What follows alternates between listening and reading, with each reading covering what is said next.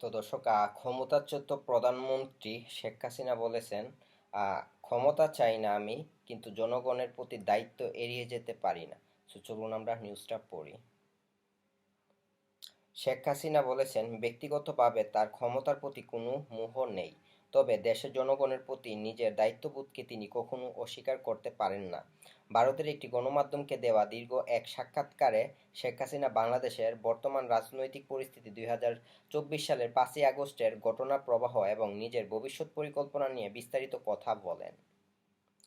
তিনি দাবি করেন, 5ই আগস্ট গণভবন ত্যাগের আগে তিনি টঙ্গিপাড়ায় যাওয়ার প্রস্তুতি নিয়েছিলেন এবং দেশের বাইরে যেতে হবে এমন কোনো ধারণা তার ছিল না। নিরাপত্তা পরিস্থিতির দ্রুত অবনতির কারণে পদত্যাগপত্র প্রস্তুতেরও সুযোগ পাননি বলে জানান তিনি। শেখ হাসিনা বলেন, তার রাজনৈতিক জীবনের মূল লক্ষ্য ছিল দেশের মানুষের আর্থসামাজিক উন্নয়ন নিশ্চিত করা।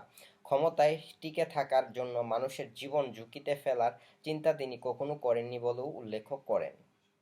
জুলাই আগস্টের আন্দোলন সম্পর্কে তিনি বলেন, এটি কোনো স্বতঃস্ফূর্ত আন্দোলন ছিল না, বরং সরকার পরিবর্তনের উদ্দেশ্যে পরিকল্পিত ষড়যন্ত্রের অংশ ছিল।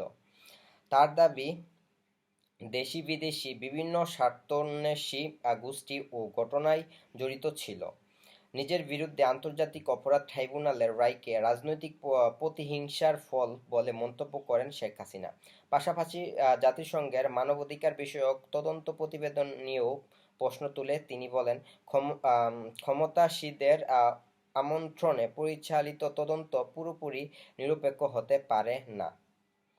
সাক্ষাৎকারে শেষাংশে অবসরে যাওয়ার সম্ভাবনা নাকচ করে দিয়ে তিনি বলেন, দেশের মানুষের দুঃসময়ে নিজেকে গুটিয়ে নেওয়ার ইচ্ছা তার নেই।